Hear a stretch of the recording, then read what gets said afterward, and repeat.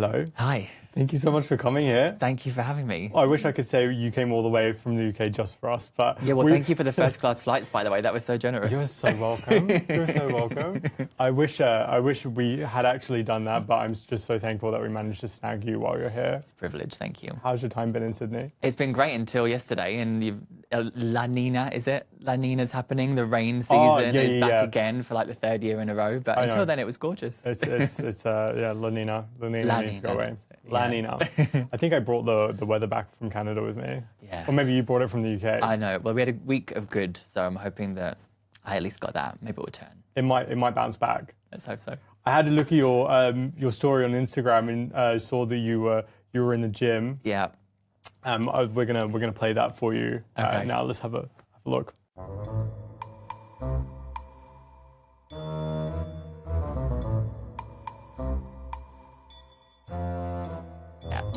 It was like, I wasn't sure whether it was like teasing or like motivation. Well, actually, if you don't know, here in Australia, we work out more than just muscles. We also work out your willpower. Okay. Which is That's why you do it. Which is why the bakery's right there. It's Just like to tease it's you. like run faster. Run harder. There's the croissant. You nearly because there's like the carrot dangling. Literally, well, it worked. Good. So, I mean, we're so lucky to have you here, and you know, I've got so many questions for you, as I'm sure many people do, and hopefully we can scratch some of the surface of what people want to hear. But I kind of just want to start off, like, how did you get into the Hair-Voyant? You know, like, Yeah. just take us back to even how you got into hair. Okay. Well, way back, almost 18 years ago, I always knew I wanted to do hair. Wasn't always going to, because my dad didn't want me to go down that path. He didn't have an education himself, and he really wanted me to have an education, as in go to university, become like a doctor or something stereotypical. So I did hairdressing, thankfully, with the support of my mum. I started at Sassoon and did their apprenticeship, so was commuting up from Kent to London in the UK. That's a big trip. Yeah, 2.5 hours each way every day at 16 years old, just like didn't know any different. And, you know, if you ask me now what I did with those 5 hours that I was traveling before, I couldn't tell you. But back then, you just do it. That's wild. Yeah, so Sassoon apprenticeship, loved my experience there, but was really glad to move on and just kind of broaden my perspective on what hairdressing could be. And then I've been at the same salon after that, Billy Curry in Marylebone, for 13 years now. Wow. And that's just kind of been where I've been able to build my own brand, I guess, within Billy Curry, within theirs. And then getting into product development and working with brands. I launched Olaplex in the UK originally, then moved on to working with Evo, work for both of those brands still now. And then the Hair-Voyant thing came actually from the Sunday Times, and they nicknamed me the Hair-Voyant because I'd been doing work in trend forecasting and hair trend predictions, which back then people weren't really doing. I feel like now it's become a bit more of a conversation around what's trending in hair. I take it super seriously, as you know from our previous conversations, but it's not about just plucking things out of the air. It's really about really researching, really dedicating a lot of time to track like the threads and the themes of trends that evolve, not just in hair, but in beauty and in economics and film and TV. And there's loads that goes into true forecasting, and it's something that I've spent a lot of time refining. Do you have a team that helps you do it as well? Or is it like, do you have your finger on the pulse constantly? Like, can you walk us through what goes into it? Because it's just so fascinating, because you're always correct. It's like, how? Oh, well, thank you. I guess I describe it a bit like a muscle that you exercise. It's sort of like a mindset that I'm trying to keep myself in. I think it's about constantly being aware of what you're experiencing, and I'm really lucky that I get to travel a lot for my work, so I like to feel that I have almost a global kind of view on what's going on. And of course out here we're in the opposite season to back in the UK, so I feel like I'm gathering a lot of references and information that aren't restricted by time zone or season, and that's really helpful because it really allows you to get kind of that bird's eye view on what's happening. So it's something that I tap into almost on a daily basis. Like, to begin with, I'd think, right, I've got to put a trend deck together. Let me sit down and research. And I just found that to be a really kind of inefficient way of doing it. And sometimes it felt on the edge of inauthentic because I was looking for references rather than experiencing them come up organically. So I think it's just being tuned in more of the time, and that's down to the content that I consume on socials. That's down to where I read articles and what content of all types I engage with, and profiles around the world, and other businesses and other sectors that kind of all come together to keep me tuned in to how things are evolving. And when you see how things have evolved, it helps to predict how things will continue to evolve. Oh, that's really fascinating. How do you see anything as is there something that's always consistently a particular influencer, right? Like, for example, recently there was the Golden Globes. Yep. It does something like that, like a world-known event, does that influence trends? A little bit. There are key kind of points throughout the year that are going to sort of be catalysts to potentially boost change in a different direction. Right. Never guaranteed, and it's not as simple as looking at what was on the runway or what was at a certain award ceremony and seeing, oh, I saw 3 of those, that must mean it's trending. But it does increase the chances that the thread that I'm following might kind of divert slightly based on the Met Gala's a huge one in New York. Fashion weeks as well. That's really interesting. And so as part of your research, you come to places like Australia, and then you go to other places, but does digital and marketing trends, does any of that play into your research as well? Or how do you use digital to expand the access you have to information?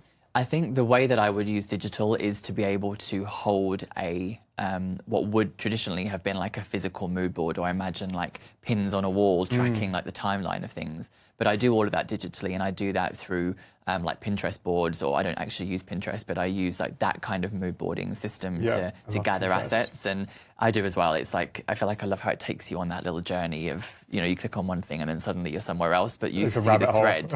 It is, but it is helpful to see patterns.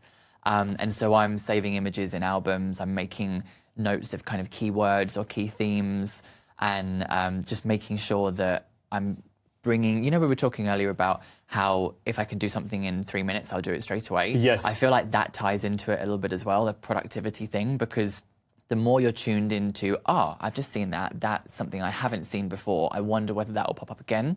I'll make a note of that. And then if I do see it again, it will strengthen my case to like build that sort of that idea as an evolution of an existing theme. So it's a bit of work because you tuned into it, but it's something that's become less effort over time as it becomes just part of the way I experience the world. Yeah, that's so fascinating. It's like I see what you're saying now.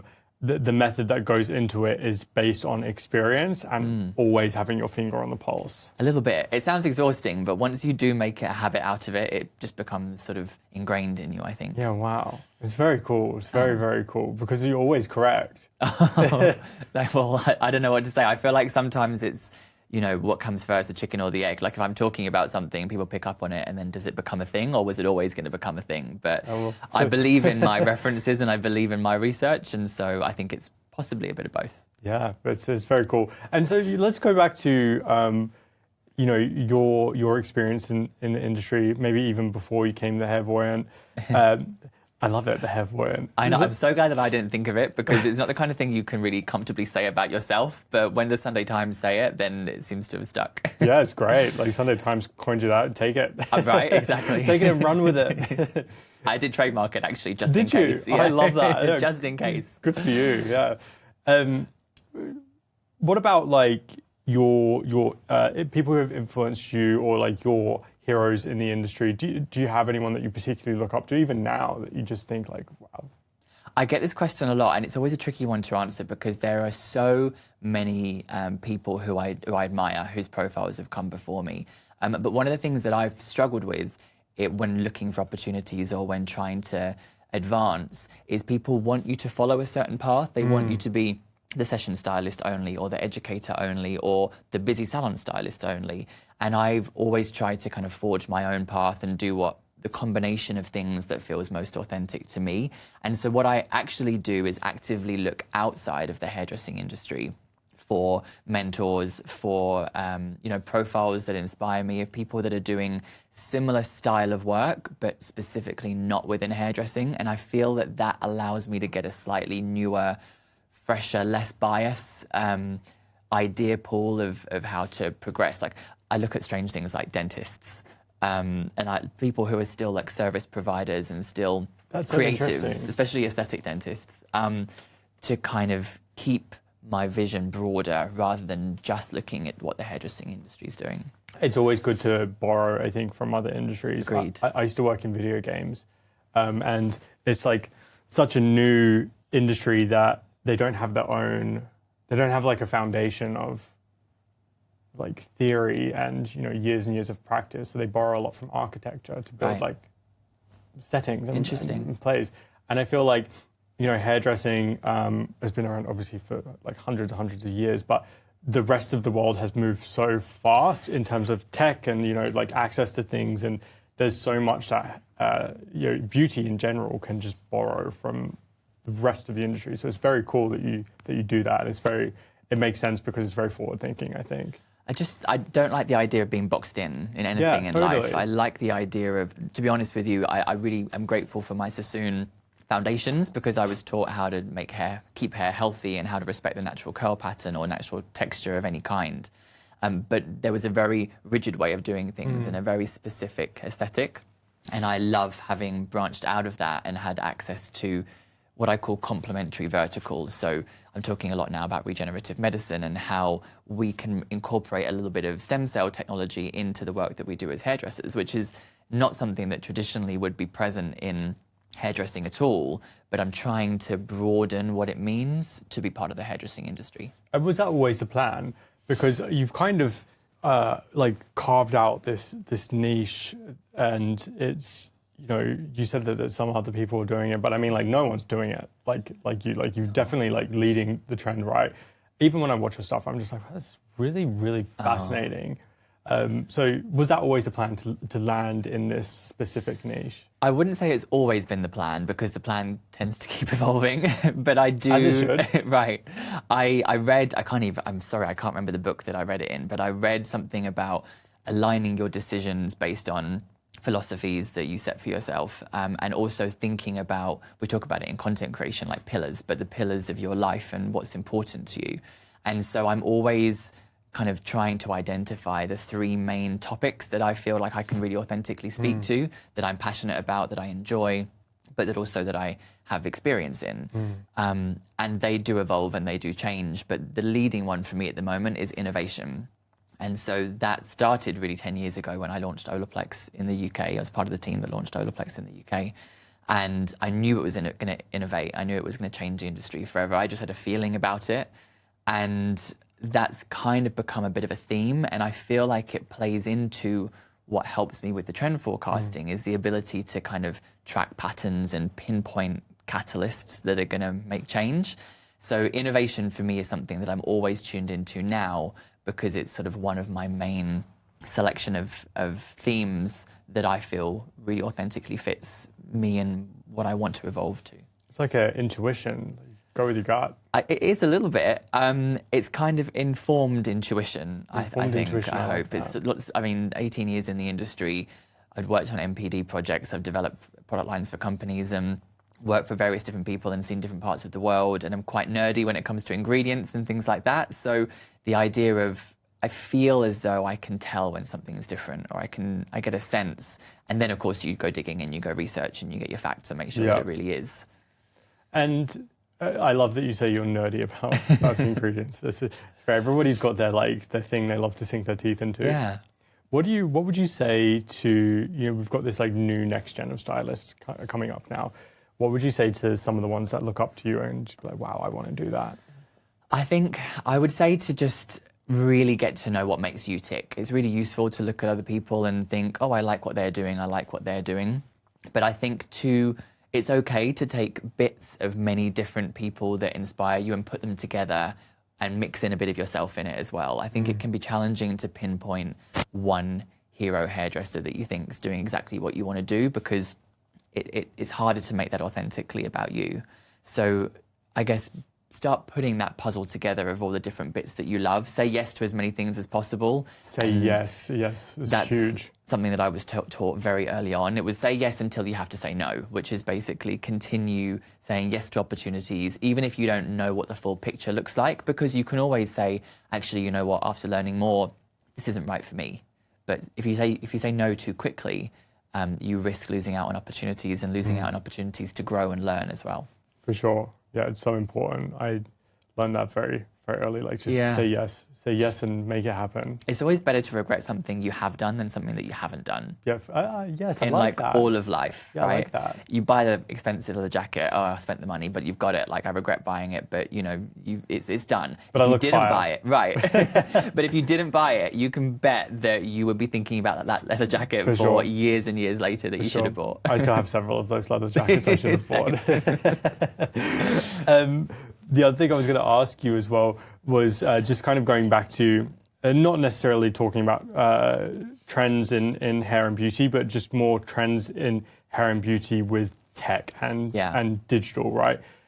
Do you see a change in adoption of digital, particularly in the last couple of years versus, however many years before? Give me some examples of what you mean by digital. Like, so I'm not talking specifically about social. Everyone knows social is a huge thing. Sure. I'm more talking about marketing awareness, the need for like running ads, the need for a really good website, the need to like make sure you've got a Google presence, that sort of thing. Totally. I mean, I've learned this. I've had to sort of self-learn this over the last few years, and I'm continuing to learn and better understand what marketing as an umbrella term means to me.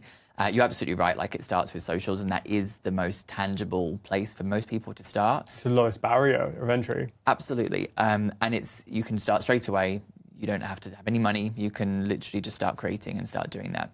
But a website for me was really important because there's so many things that I do that don't necessarily fit to speak about through socials. Like a lot of the consultancy work or back-end work that I do, I want people to know that I do it when they come looking for me.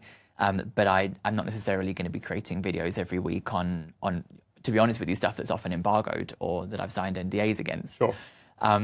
So a website's really crucial to be able to let people into your world. I haven't got my own salon. It's not in my plan to have my own salon. And so digital for me is about creating a bit of my world or a bit of my front door, my space, to allow people to get to know more of me and what I can offer. Website's part of that, making sure that a lot of the press coverage I get, thankfully, makes me quite visible on a Google search, which with a name like Tom Smith is not easy to do. It's not easy to do at all. So it's really, I think, I have a really great mentor in marketing, and she talks about the spoke of marketing, which is she calls it the light wheel, and it's all these spokes off of a wheel of all the different marketing channels, like a website, like paid ads, like which I don't currently do, but I'm sort of exploring right now. Instagram, collaborations with other brands, collaborations with artists, doing charity work. There's so many outside the box things that all are part of that kind of marketing wheel that she taught me.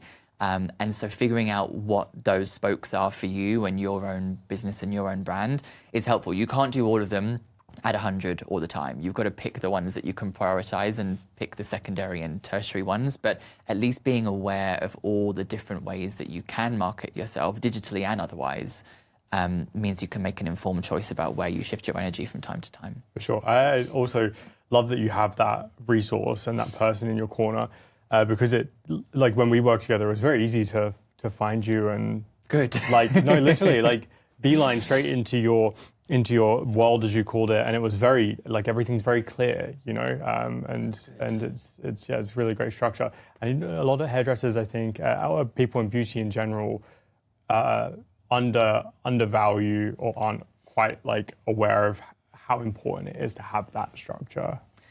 I think you have to not go it alone. I think you've got to have a source that is familiar with your world, but maybe is not doing the exact same thing as you, because you need someone to create a bit of a mirror for you to be really honest and see how you're presenting yourself to people that might find you. So my mentors don't have a background in hairdressing. I've got two main mentors, and one of them is in beauty, but nothing to do with hair, and one of them is in luxury jewelry. So completely different, but obviously the luxury space makes sense for my hair service positioning. And so there's a commonality and there's an overlap there, but they're just separate enough to be able to give me, I guess, non-biased opinions. Yes. Yeah. It's interesting you say the holding up a mirror is what we say to our clients. Yeah. When we build marketing plans for them, it's always like they're always very impressed and amazed at like seeing a plan laid out. And I say, well, like, yeah, just be impressed with yourself. What we're doing is holding a mirror up to you. Like, that's nice. But it's true, right? It is true. It's really important to have that. It's a little bit like the when you enter an award. I'm not super into awards personally, but it is a process that I have done in the past. And it's something that I've helped a lot of my peers put together, like in my salon. Taking that moment to be sort of self-reflective and look at the things that you've achieved and look at what you've done, I think is so valuable. Yeah. We're constantly, I especially am constantly driving for the next goal, the next goal, the next goal. And it makes it really hard sometimes to sit back and appreciate the latest win. And so like one of the things I'm really trying to be better at is to sit in the moment of like gratitude of something that's just happened and hold on to that for a bit longer, something good that's happened, before immediately racing on to the next goal or the next win that we want to achieve. It's a really nice outlook. It makes you happier, but it's a hard practice because when you're ambitious and when you work hard, you kind of want to constantly be driving. Nothing's ever enough. And it's part of my personality that I'm grateful for.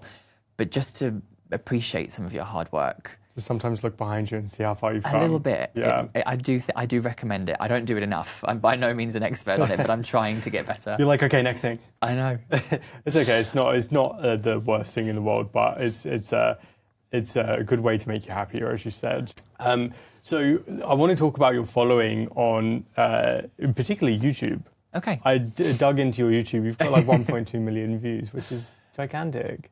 There were some big gaps between my YouTube engagement. I feel like I'm not going to say an early adopter, but I think I created very long form YouTube content with, I wouldn't say high production, but certainly higher production than was expected at that time, maybe 10 years ago. I'm not sure exactly how long.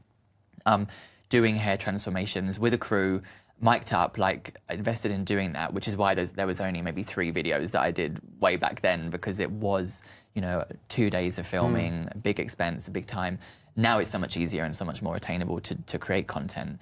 But that was the sort of the start of YouTube. Then I had a little bit of a break and focused on Instagram and TikTok. And I would say in the last year, I'm coming back around to do more in YouTube, particularly in the short form, YouTube Shorts I'm exploring at the moment. Are they really taking off, those under 60 seconds? I think it's at early stages still, I feel, but I feel like it has potential as the platforms evolve. Even like LinkedIn, for example, which is something that I would never have thought that I would be on.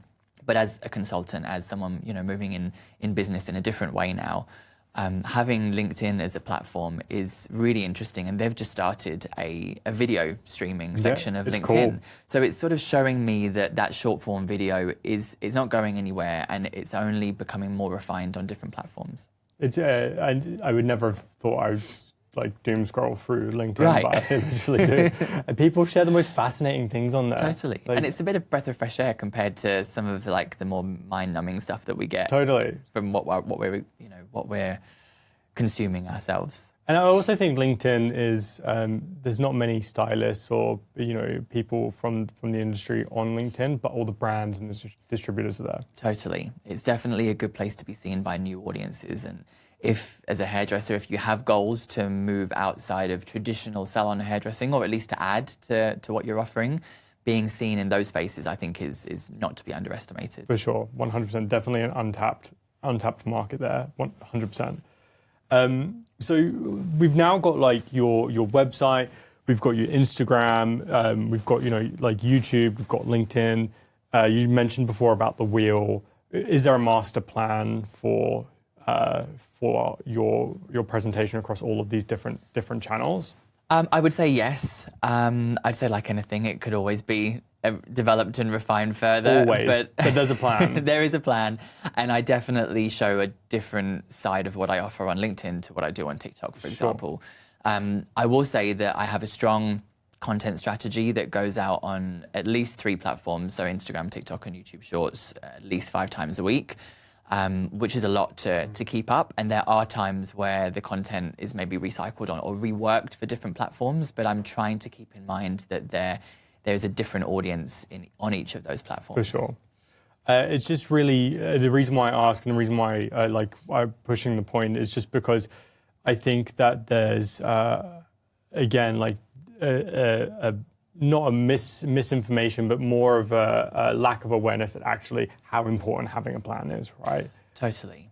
I think you've got to write things down. You've got to lay out your next steps. Yeah. I think another good piece of advice I got is put out your biggest, most ridiculous goal and then work backwards. Yeah. Even if the steps in between seem, intangible, hard to imagine, you've got to always have a clear idea on what the end goal is. And one of the biggest challenges that I think a lot of young hairdressers and a lot of people that I might meet in the industry around the world, the hardest bit for them is figuring out what that big goal is for them. And it's okay to not know what it is, but you also do have to have a plan about how to get a plan. You do have to sort of think. Plan for a plan. You have to plan for a plan.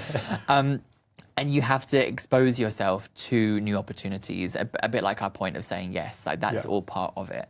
So if you don't currently know what your end goal plan is, plan to find the plan is basically what I'm saying. Get yourself out there, try things, say yes, and if you like them, great. If they're not the right fit, then you can tick them off and try something else. That's a very good advice. We're very big on telling people to make a plan. Before you work with us, our first step is always we'll make you a plan.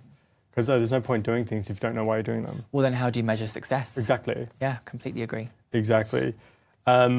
So, I think one of the things that a lot of people encounter is that imposter syndrome or self-doubt. Do you have any advice for people that are feeling like that? I think that often comes when we're looking outside rather than inside. I think imposter syndrome often, and it's a really overused term, I think it comes from worrying too much about what other people are doing. And while it's good to keep your eye on what's happening around you, I think what's more important is going back to those philosophies and morals that you make your decisions by. Is this aligned with what really makes you feel special or what makes you feel good or what makes you feel creatively nourished?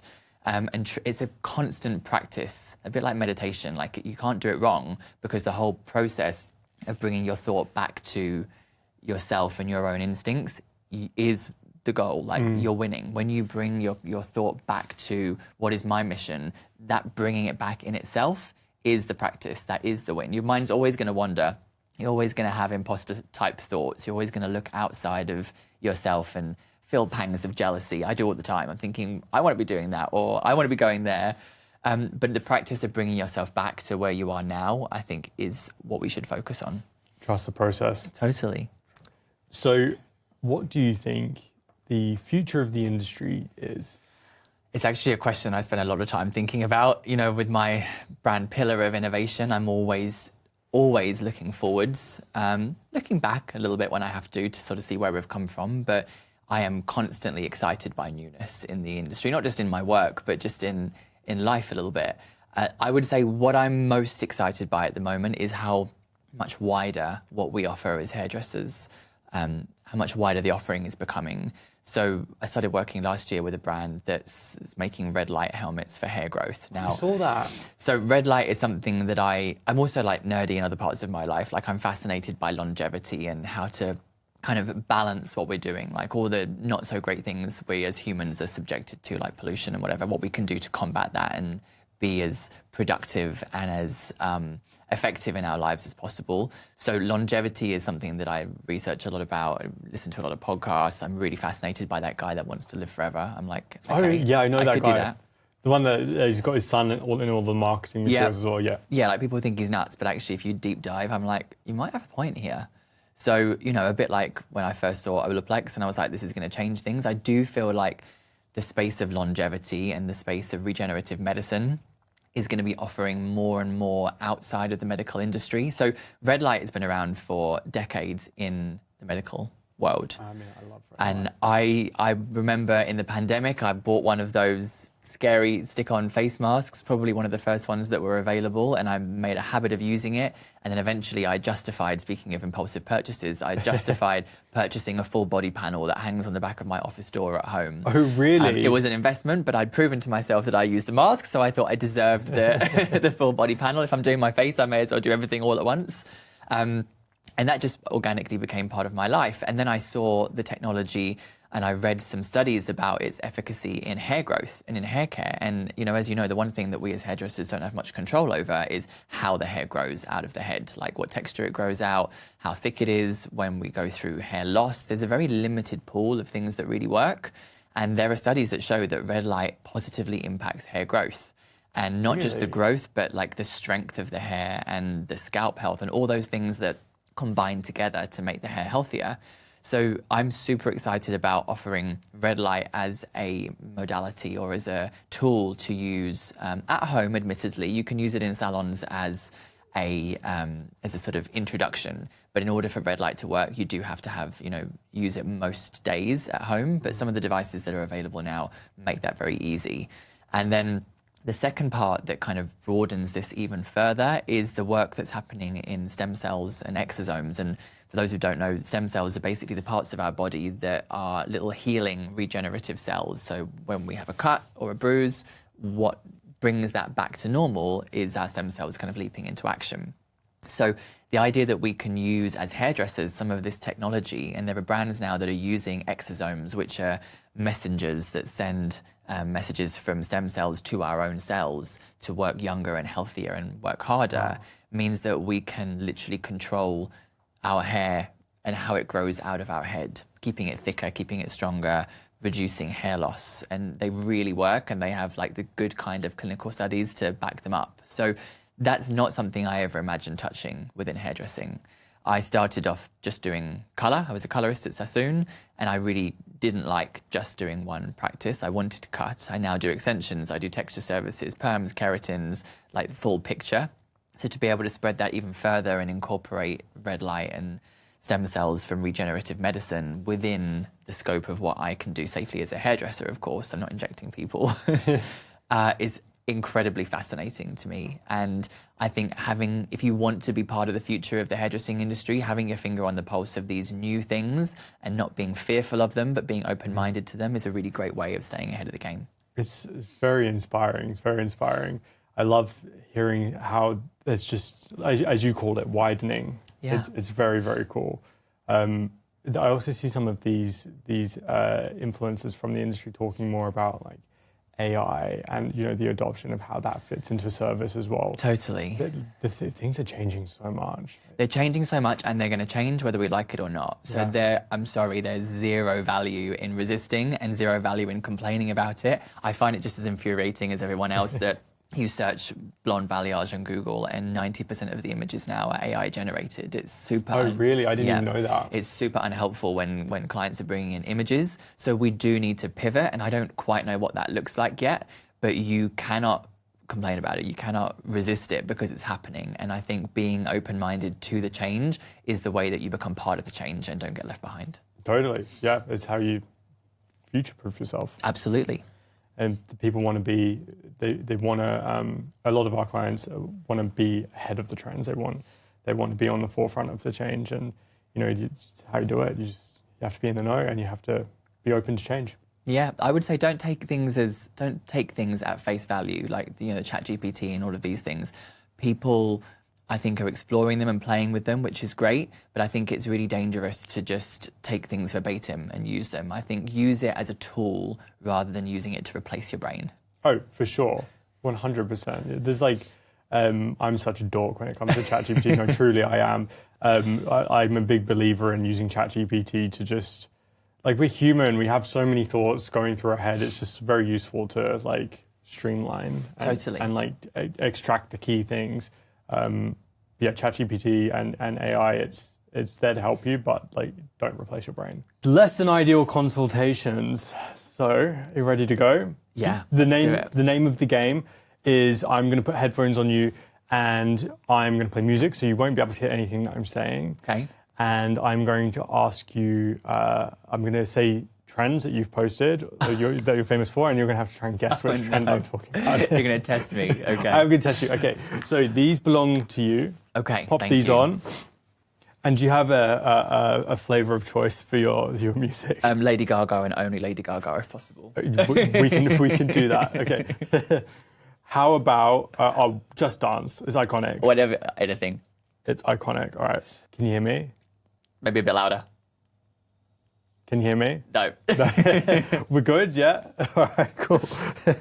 All right, here we go. Ready? Yeah.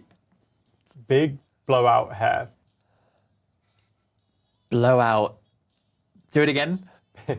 Big blowout hair. Big blowout hair. Yes, okay. Well done. Oh my goodness. Off to a good start. That was really good. All right. So next one is golden syrup blonde. Coast. Do it again. Golden syrup blonde. Don't laugh when you're doing it. I need your full mouth movement. Okay. Golden syrup blonde. Golden syrup blonde. Golden silver blonde. That's not one of the trends, but it sounds like it could be. Do it again. Golden syrup blonde. Blonde. Yeah. Golden syrup blonde. Oh, golden syrup blonde. Yes. Yes. Well done. Bravo. Thank you. Done? That's it. Yeah. Okay. Yeah. Short and sweet. It's also really distracting to like actually have a song with lyrics. I'm like, just dance. God, you did much better than Jack. Oh yeah, Jack was so bad. Yeah, he was like, I feel like I'm talking really loudly. Yeah, I did feel like it was loud, but I figured that's part of the whole thing. No, that's perfect, and that was actually really tight into like one reel's worth. So great. But yeah, well, do you want to do me? Do me. Yeah. Yeah. Okay, fun.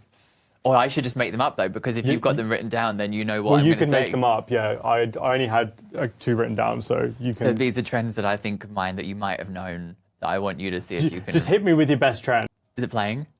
I can't hear you at all. Okay. I can't hear you at all. Okay, how about I'll do you an easy one first. Cowgirl copper. I've literally no idea what you're saying. Have we started? Okay, okay. 3, 2, 1. Cowgirl copper. Something copper. Yeah, cowgirl. Cowgirl Yeah. copper. Oh my god, I'm really good at this. Okay, let's do another one. The first ever one. Expensive brunette. Do it again. Expensive brunette. Something brunette. Yeah, expensive. Expensive brunette. Oh, yes. Okay, good. That was fun. That was great. Oh my god, it's like a party in there. It is. Nice segue. Would your journey would ever lead you to making your own color line? Oh my gosh. Well, it was a big team of people that did it with me, but I definitely feel like as a colorist, it's kind of like a once in a career's opportunity to be able to play a role in developing the colors that you're using on your clients. So to have been there with the chemists in the lab right at the beginning and then go all the way through to literally applying that tint on my client's scalp or my client's hair is quite an incredible moment, and it teaches you so much about really what goes into color chemistry and how much respect we should give the chemists who know so much more than any of us when it comes to the minutiae of what goes into the formulas. What a wild journey. Like, it must be a full circle moment for you to go from literally like learning color to working on your own color line. I mean, Hair-Voyant, I'm obviously massively biased, but like Hair-Voyant is, in my mind, the perfect fusion of all the best of what the industry needs versus what's happening, what's moving forwards, what we need in the future, what hair color looks like now. And it is heaps of experience from heaps of experts within hairdressing and within chemistry, but I feel like we've worked really hard to bring the best of the best together, ammonia-free, PPD-free, all of the really sensitive elements of formulating in a way that the modern client wants, but with all of the best performance, all of the best intensity, none of those side effects that you can get traditionally with some of these colors. So it's something that I'm incredibly proud of and still kind of pinch myself that I had a part to play in the development of it. Even like how the color charts laid out, like I remember being really obnoxious about wanting 2 families of chocolate shades, for example, warm chocolate and cold chocolate, for specifically that client that wants to have chocolate rich hair but with no red. Expensive brunette. Expensive brunette, if you like. Listening. What an amazing accomplishment. You should be very proud. Well, it was a long project with a really talented team that I was just a small part of, but it's definitely one of my proudest moments. Good. Thank you so much for sharing it with us as well. We had to print it out just so we could show it on camera because it is very cool. And the other thing that we had to do, because I love to give gifts, as we were talking about just before, we have a gift for you. Oh my goodness! This is for you. This is all the things that you need for your beach time in Australia. Fab. Thank you so much. Shall I look at it? Yes, please go for it. It's raining today, but hopefully you can use it tomorrow. Do I get to keep the bag as well? Yes, the whole thing's Oh my God, yours. perfect. Yes, the bag's PE Nation. We've got your beach towel. If Australia does one thing well and you do many things well, it's sunscreen. Yes. Thank you This is a very good sunscreen brand. Oh my goodness. And then you also need your hand cream on the beach as well. And Oh, I your lip love balm. this. Thank you so much. And you know me, I'm a cosmetics junkie. I know, that's why I was like, I have to get you good cosmetics. Gosh, and what do we have here? That's so kind of you. Thank you. You're so welcome. Oh my God, this is plush. Yes, plush, right? Do you know what? I love the beach, but I freaking hate the beach. Like the sand, this is going to be big enough and cozy enough to actually protect me from the passers-by that flick the sand up from the back of their sandals. Yes. Now all we need is the sun to come back out. That would be great. Can we get that organised, Stat? Yeah, we'll put in a memo. Thank you so much. That's so kind of you. Thank you so much for coming on. It's been a pleasure. It's been a pleasure.